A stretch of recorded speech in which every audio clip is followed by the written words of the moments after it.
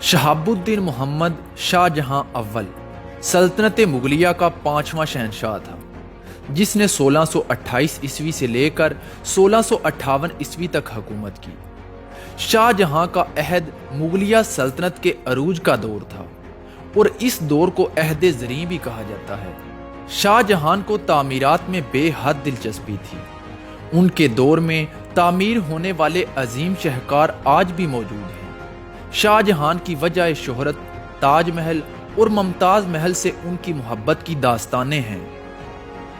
جہانگیر کے مرتے ہی جہانگیر کی بیوی نور جہاں اور اس کے بھائی آصف خان میں تخت و تاج کے لیے جھگڑا شروع ہو گیا تھا۔ نور جہاں یہ چاہتی تھی کہ اس کا داماد شہریار تخت نشین ہو اور آصف خان یہ چاہتا تھا کہ اس کا داماد شاہ جہاں تخت نشین ہو۔ چنانچہ ان دونوں نے اپنے اپنے دامادوں کے لیے تخت حاصل کرنے کی جدوجہد شروع کر دی۔ تخت و تاج کی اس لڑائی میں شہزادے شہریار کو شکست ہوئی اور آصف خان نے شہزادے شہریار اور نور جہاں کو قید کر دیا اور شہزادے خسرو کے بیٹے داور بخش کو قید خانے سے نکال کر عارضی طور پر بادشاہ بنا دیا گیا۔ جہانگیر کی وفات کے وقت شاہ جہاں دکن میں تھا۔ اسے فوراً ایک تیز رفتار قاصد کے ذریعے اطلاع دی گئی، لیکن دکن سے آگرہ آتے آتے شاہ جہاں کو تقریباً 3 مہینے لگ گئے۔ 6 فروری 1627 عیسوی کو وہ شاہی قلعے میں آیا اور تخت نشینی کی رسم ادا کی۔ شاہ جہاں کو تخت نشینی کے جھگڑوں اور ملک کے اندرونی انتظامات سے جوں ہی فرصت ملی، اس نے ان بغاوتوں کی جانب توجہ دی جو کہیں کہیں رونما ہو رہی تھی۔ اس کے علاوہ شاہ جہاں نے حکومت مغلیہ کے ان علاقوں کی واپسی کے لیے بھی جدوجہد شروع کر دی جو غیروں کے قبضے میں چلی گئی تھی۔ دکن میں نظام الملک والی احمد نگر نے مغلوں کے علاقوں پر قبضہ کرنا شروع کر دیا اور اس نے مرہٹوں کو بھی مغلوں کے خلاف خوب ابھارا۔ شاہ جہاں کو نظام الملک والی احمد نگر کی ان شاطرانہ چالوں کا پتہ چلا تو اس نے سمجھ لیا کہ دکن کا مورچہ خود اس کے جائے بغیر نہیں سر ہوگا۔ چنانچہ اس نے دکن جانے کے لیے تیاریاں شروع کر دیں۔ شاہ جہاں نے نظام الملک اور دکن کے دوسرے باغیوں کی سرکوبی کے لیے ایک فوج توارادت خان ناظم دکن کی سرکردگی میں روانہ کی اور دوسری فوج راجہ گج سنگھ کی قیادت میں روانہ کی اور تیسری فوج شائستہ خان کی سرکردگی میں روانہ کرنے کے بعد 1629 عیسوی کو خود بھی دکن پہنچ گیا۔ بادشاہ کے دکن پہنچنے کے بعد ہندوستان کے دوسرے صوبوں سے بھی امرائے سلطنت اس مہم میں حصہ لینے کے لیے دکن میں آنا شروع ہو گئے۔ مغل فوج کے نظام الملک کی فوج سے کئی مارکے ہوئے، لیکن شاہی فوج کو اس لیے کوئی خاص کامیابی نہ ہو سکی کیونکہ امرائے سلطنت میں اتحاد و اتفاق نہیں تھا۔ جب شاہ جہاں نے یہ حالت دیکھی تو اس نے آصف خان کو بلا کر سب فوجوں کا سپہ سالار بنا دیا تاکہ تمام فوجیں ایک بااثر سردار کے ماتحت متحد ہو کر کارروائی کر سکیں۔ اس جدید انتظامات کے بعد شاہی فوجوں نے دکن کے مختلف علاقوں پر حملے کرنا شروع کر دیے۔ جب دکنیوں نے دیکھا کہ شاہی لشکر کا دباؤ بڑھتا جا رہا ہے تو عادل خان والی بیجاپور نے حسب عادت پھر صلح کی بات چیت شروع کر دی تاکہ اس بات چیت کے دوران میں شاہی لشکر کی قوت عمل سست پڑ جائے اور دکنی پوری طرح مقابلے کے لیے تیار ہو جائیں۔ عادل خان کی یہ چال کارگر ثابت ہوئی۔ چنانچہ صلح کی بات چیت ٹوٹ جانے کے بعد جب دکنیوں اور شاہی لشکر میں مقابلہ ہوا تو مغلوں کو شکست کا منہ دیکھنا پڑا اور بہت سارے مفتوحہ علاقے مغلوں کے ہاتھ سے نکل گئے۔ برہان نظام الملک والی احمد نگر جس کے باپ نے مغلوں کو بے حد پریشان کیا تھا اور اب وہ خود مغلوں کے لیے ایک مستقل خطرہ بنا ہوا تھا، اسے ملک عنبر کے بیٹے فتح خان نے شاہ جہاں کے کہنے پر قتل کر دیا اور احمد نگر کے تخت پر برہان کے بیٹے حسین نظام الملک کو تخت پر بٹھانے کے بعد نئے نظام الملک کی جانب سے اظہار اطاعت بھی کر دیا۔ نظام الملک کا قصہ پاک کرنے کے بعد شاہ جہاں نے عادل خان کے مقابلے کے لیے آصف خان کو ایک بہت بڑا لشکر دے کر روانہ کیا۔ آصف خان نے بیجاپور کا بہت سارا علاقہ تخت و تاراج کر دیا۔ شاہ جہاں نے جب دیکھا کہ احمد نگر مطیع ہو چکا ہے اور بیجاپور کو بھی تباہ و برباد کر دیا گیا ہے، تو وہ دکن کا انتظام مہابت خان کے سپرد کرنے کے بعد 1631 عیسوی میں آگرہ لوٹ گیا۔ آگرہ پہنچنے کے بعد شاہ جہاں نے ایک مہم پرتگالیوں کے خلاف بنگال میں قاسم خان کی قیادت میں بھیجی۔ قاسم خان کی اس مہم پر پرتگالی جنگ پر آمادہ ہو گئے اور میدان کارزار میں 10,000 پرتگالی مارے گئے۔ 25 دسمبر 1632 عیسوی کو ہگلی پر مغلیہ سلطنت کا دوبارہ تسلط قائم ہو گیا۔ شاہ جہاں نے ملکی انتظام کے لیے یہ ضروری سمجھا کہ ہندوستان کے بڑے بڑے اور اہم صوبوں کا انتظام اپنے بیٹوں کے سپرد کر دے۔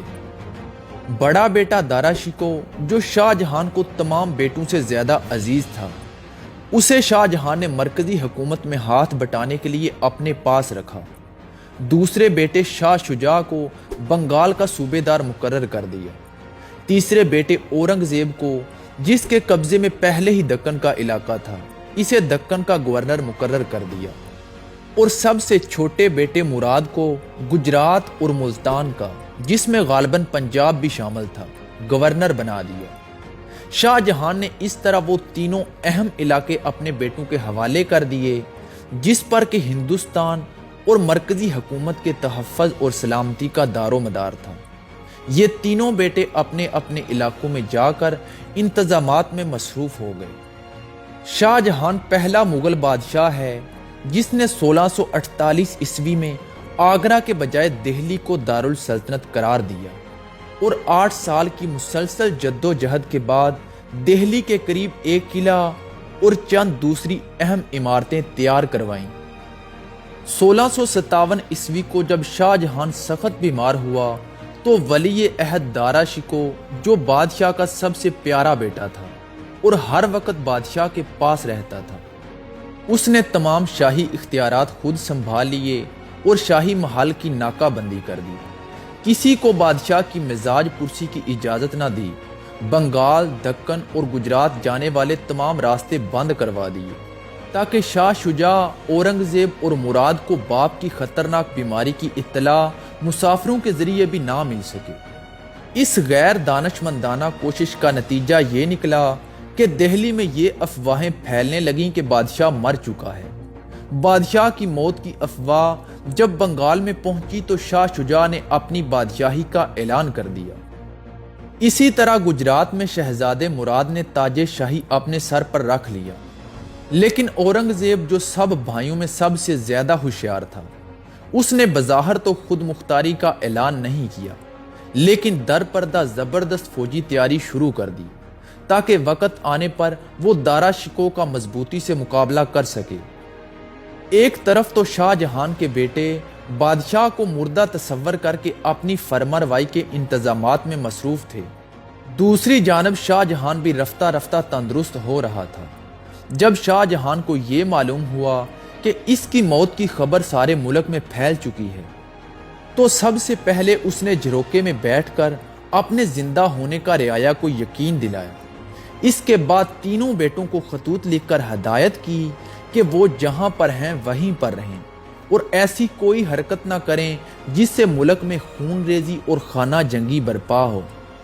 بادشاہ کے ان خطوط کا ممکن تھا کہ کوئی اچھا نتیجہ نکل آتا، لیکن دارا شکو، جو حکومت اور طاقت کے ضم میں آپے سے باہر ہو گیا تھا، اس نے جب سنا کہ شاہ شجاع کی فوج دہلی کی طرف آ رہی ہے تو اس نے بادشاہ کی مرضی کے بغیر اپنے بیٹے سلیمان شکو کو ایک بڑی فوج دے کر روانہ کر دیا اور بیٹے کے ساتھ راجہ جسونت سنگھ اور قاسم خان کو بھیج دیا اور حکم دیا کہ شاہ شجاع، اورنگ زیب یا مراد جو بھی مقابلے پر آئے اس کا صفایا کر دیا جائے۔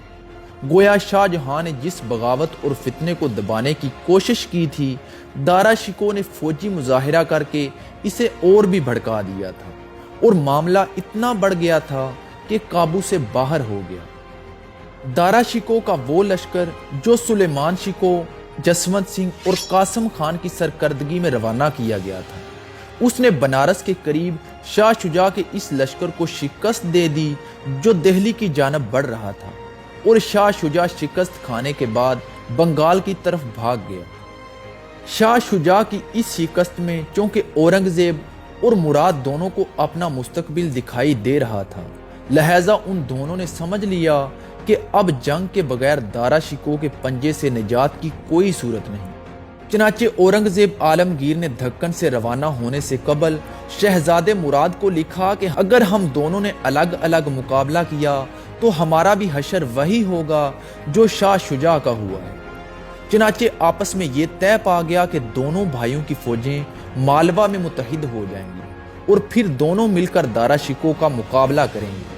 چنانچہ مالوا پہنچنے کے بعد جب مراد کا لشکر بھی اورنگزیب کے لشکر کے ساتھ آن ملا تو یہ دونوں لشکر لے کر آگے بڑھے۔ اورنگزیب عالمگیر نے جسونت سنگھ سے کہلوا بھیجا کہ ہمارا مقصد جنگ کرنے کا نہیں ہے، بلکہ ہم اپنے باپ کی زیارت اور قدم بوسی کے لیے آ رہے ہیں۔ تم کو چاہیے تم ہمارے ہم رکاب بن جاؤ، اگر ایسا نہیں بھی کر سکتے تو ہمارے راستے سے ہٹ جاؤ تاکہ خواہ مخواہ خون ریزی نہ ہو۔ جسونت سنگھ کے انکار کے بعد اجین کے قریب 1658 عیسوی میں دونوں لشکروں میں بڑی خون ریز جنگ ہوئی۔ راجپوتوں نے بڑی دلیری کے ساتھ اورنگزیب عالمگیر کا مقابلہ کیا مگر انہیں شکست ہوئی۔ راجہ جسونت سنگھ بھاگ گیا اور اورنگزیب عالمگیر کا فتح مند لشکر گوالیار کے راستے آگرہ کی جانب آگے بڑھا۔ دارا شکوہ کو جب آگرہ میں اس شکست کی اطلاع ملی تو وہ بلبلا اٹھا۔ اس کو اپنی بادشاہی خطرے میں نظر آنے لگی، کیونکہ وہ تخت نشینی سے قبل ہی اپنے آپ کو بادشاہ سمجھنے لگا تھا۔ شاہ جہاں نے کئی مرتبہ دارا شکوہ کی اس کے بھائیوں کے ساتھ صلح کرانے کی کوشش کی، لیکن ہر مرتبہ دارا شکوہ نے انکار کر دیا، کیونکہ اب وہ بھائیوں سے صلح نہیں کرنا چاہتا تھا بلکہ وہ ان کو سزا دینا چاہتا تھا۔ دارا شکوہ کے راجپوت لشکر کو اگرچہ بری طرح شکست ہو چکی تھی، لیکن اب بھی اسے اپنے ٹڈی دل فوج اور بے انداز سامان حرب پر ناز تھا۔ وہ اپنے عظیم لشکر کو لے کر بھائیوں کے مقابلے کے لیے آگے بڑھا۔ دارا شکوہ کے پاس تقریباً 1 لاکھ سوار اور بے شمار ہاتھی تھے، اور اورنگزیب اور مراد کے لشکر میں مجموعی طور پر 40,000 سے زیادہ سوار نہ تھے، لیکن فرق یہ تھا کہ دارا شکوہ میدان جنگ کا مرد نہ تھا۔ اس کے برخلاف اورنگزیب اور مراد دونوں لائق ترین سپہ سالار تھے۔ دونوں لشکروں میں مقابلہ شروع ہوا۔ ایک طرف سپاہ کی کثرت اور بے ترتیبی تھی، دوسری جانب فوج تو کم تھی مگر اسے اورنگزیب اور مراد جیسے 2 بے نظیر سپہ سالار حاصل تھے جو بڑے سلیقے کے ساتھ اپنی فوج کو لڑا رہے تھے اور یہ سمجھ رہے تھے کہ آج اسی میدان میں ان کی موت اور زندگی کا فیصلہ ہونے والا ہے۔ دونوں نے دارا شکوہ کی فوج کے قلب میں گھس کر اسے منتشر کر دیا، اور ان کی جرت اور بہادری نے دارا شکوہ کے اس لشکر کے چھکے چھڑوا دیے جو ان کی فوج کے مقابلے میں 3 گنا تھا۔ دارا شکوہ میدان جنگ سے فرار ہونے کے بعد آگرہ کے قلعے میں آیا اور شرم کی وجہ سے باپ کے سامنے بھی نہ گیا اور اپنے بیوی بچوں کو لے کر دہلی کی طرف بھاگ گیا۔ اس فتح کے بعد اورنگزیب اور شہزادے مراد نے آگرہ کے شہر کے سامنے اپنے خیمے لگا دیے۔ عمالے حکومت اور امرائے سلطنت نے مبارکباد اور نظریں پیش کرنا شروع کر دیں۔ خود شاہ جہاں نے اورنگزیب کے لیے ایک تلوار بھیجی جس پر عالمگیر کا خطاب کندہ تھا۔ اس فتح اور کامرانی کے بعد اورنگزیب عالمگیر کے سامنے اہم ترین مسئلہ باپ کا تھا کہ وہ باپ کے معاملے پر کون سا قدم اٹھائے۔ شروع میں تو اس کی خواہش یہی تھی کہ تاج و تخت دوبارہ اپنے باپ کے حوالے کر دے، لیکن وہ یہ بھی اچھی طرح جانتا تھا کہ اگر باپ کو دوبارہ تخت پر بٹھا دیا گیا تو حکومت پھر دارا شکوہ کے ہاتھ میں چلی جائے گی، اور دارا شکوہ کے ہاتھ میں حکومت جانے کا مطلب یہی تھا کہ دارا شکوہ اسے اور اس کی اولاد کو زندہ نہیں چھوڑے گا۔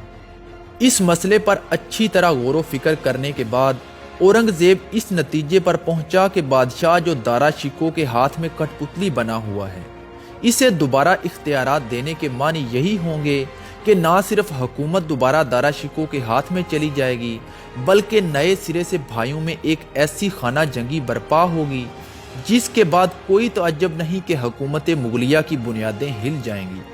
لہذا بہتر یہی ہے کہ مزید خانہ جنگی اور تباہی سے ملک کو بچانے کے لیے بادشاہ کو تخت و تاج سے علیحدہ رکھا جائے اور اسے آگرہ کے قلعے میں نظر بند کر دیا جائے۔ اس فیصلے کے بعد اورنگزیب نے باپ کو ایک معذرت کا خط لکھا جس میں ان تمام مشکلات اور پریشانیوں کو بڑی تفصیل کے ساتھ بیان کیا گیا جو محض دارا شکوہ کی محبت میں بادشاہ کے غلط طریقہ کار کی وجہ سے پیش آئی تھی۔ نیز اپنے خط میں اس نے بادشاہ کو یقین دلایا کہ آگرہ کے قلعے میں شاہانہ زندگی گزارنے کے لیے جس اسباب اور سامان کی ضرورت ہوگی وہ ہر وقت مہیا رہے گا۔ اورنگزیب نے بادشاہ کو جو معذرت نامہ لکھا تھا اس کے جواب میں بادشاہ نے اورنگزیب کو اپنے پاس بلوایا۔ اورنگزیب بادشاہ کے پاس جانے کے لیے بھی تیار ہو گیا تھا، مگر امرائے سلطنت کی مخالفت کی بنا پر اورنگزیب نے اپنا ارادہ بدل دیا۔ دہلی پر قبضہ کرنے کے بعد دارا شکوہ کو گرفتار کر کے قید کر دیا گیا۔ اورنگزیب عالمگیر کی تخت نشینی کی تاریخ اگرچہ مقرر ہو چکی تھی، لیکن اسے اتنی فرصت بھی نہ ملی کہ وہ شاہ جہان آباد کے قلعے میں داخل ہو سکے۔ لہذا 1658 عیسوی میں ایک باغ میں اس کی تخت نشینی محض رسمی طور پر سر انجام دی گئی۔ اس کے بعد اورنگزیب عالمگیر فوجوں کی ترتیب میں مصروف ہو گیا، یعنی اورنگزیب عالمگیر کو اتنا بھی موقع نہ مل سکا کہ وہ تخت نشینی کی رسم کو بھی اطمینان اور سکون کے ساتھ سر انجام دے سکتا۔ شاہ جہان تخت و تاج سے محروم ہونے کے بعد تقریباً 7 سال آگرہ کے قلعے میں نظر بند رہا۔ اس میں کوئی شبہ نہیں کہ اورنگزیب عالمگیر نے اس کے آرام اور راحت کا شاہانہ انتظام کرا دیا تھا، لیکن جو روحانی تکلیف شاہ جہان کو پہنچی تھی اس کی تلافی شاہانہ سامان اور آرام و آرائش کے لوازمات سے نہیں ہو سکتی تھی۔ شاہ جہان کو تخت و تاج سے زیادہ اس کی اولاد کا غم تھا۔ خدا نے اسے 4 بیٹے دیے تھے، لیکن آگرہ کے قلعے میں نظر بند ہونے کے بعد مرتے دم تک ان 4 بیٹوں میں سے کسی ایک کی بھی شکل دیکھنا اسے نصیب نہ ہو سکی۔ اس بادشاہ کی زندگی کے آخری ایام نہایت ہی دردناک اور عبرت انگیز تھے۔ غرض یہ کہ 1660 عیسوی کو شاہ جہان انتقال کر گیا اور اس کی وصیت کے مطابق ملکہ ممتاز کے محل کے مقبرے میں سپرد خاک کر دیا گیا۔